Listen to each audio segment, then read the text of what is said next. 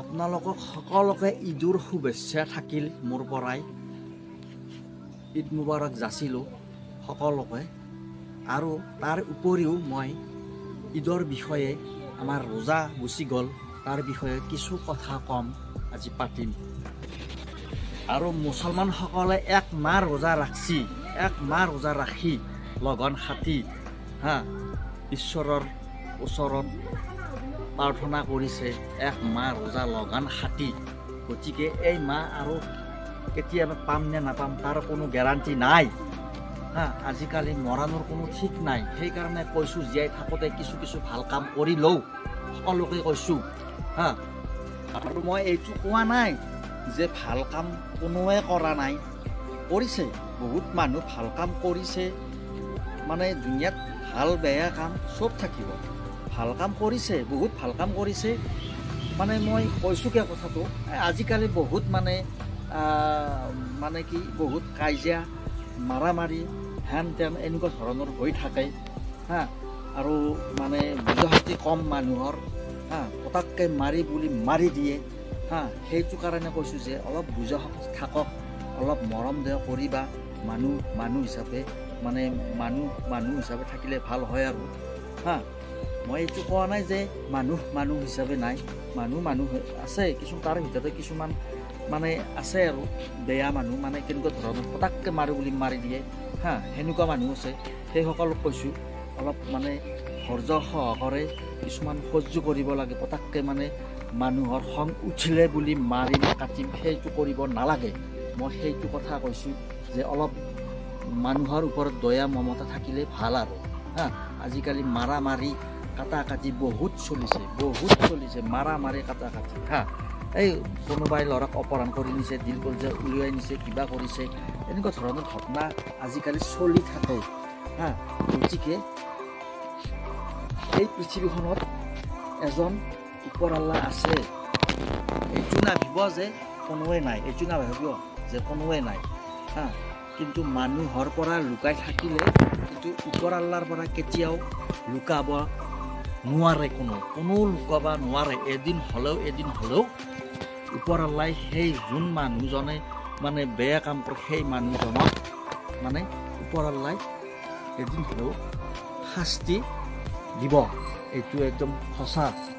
সেইকাৰণে কৈছোঁ কথাটো যে জীয়াই থাকোঁতে কিছু ভাল কাম কৰি গ'লে তেতিয়া মৰাৰ পিছত মানে ভাল জেগা পায়। অৰ্থাৎ আমাৰ মুছলমান ধৰ্মত বেহস্ত বুলি কয় আৰু হিন্দু ধৰ্মত স্বৰ্গ বুলি কয়।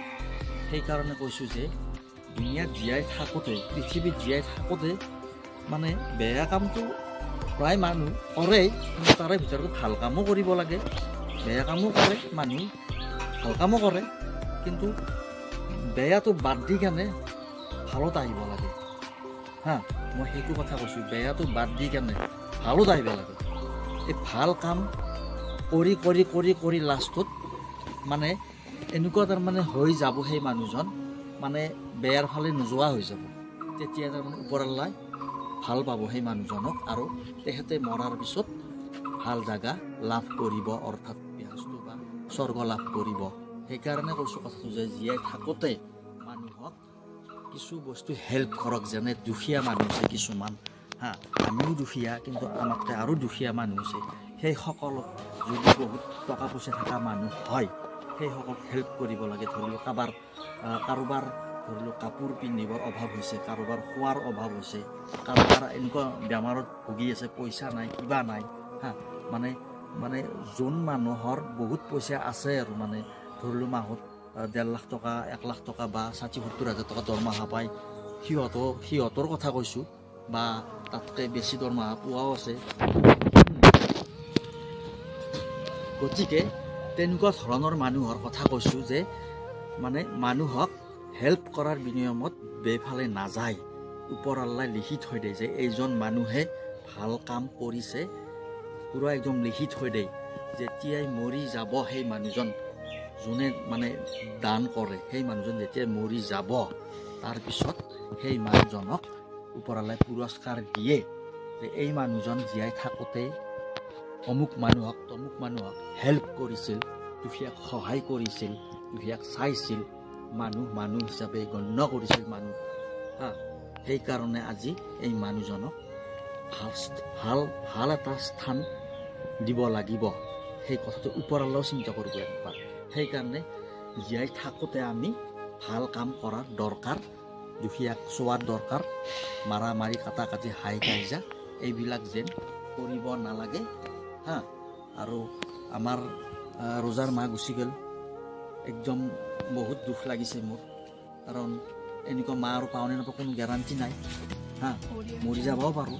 গতিকে ৰজাৰ মাহটো আমাৰ কাৰণে বহুত ভাল মাহ। গতিকে এইখিনিয়ে মই কৈ সামৰণি মাৰিলোঁ। যদি কিবা ভুল হৈছে মোক ৰাইজে ক্ষমা কৰি দিব, তাৰ কাৰণে অনুৰোধ কৰিলোঁ। ধন্যবাদ।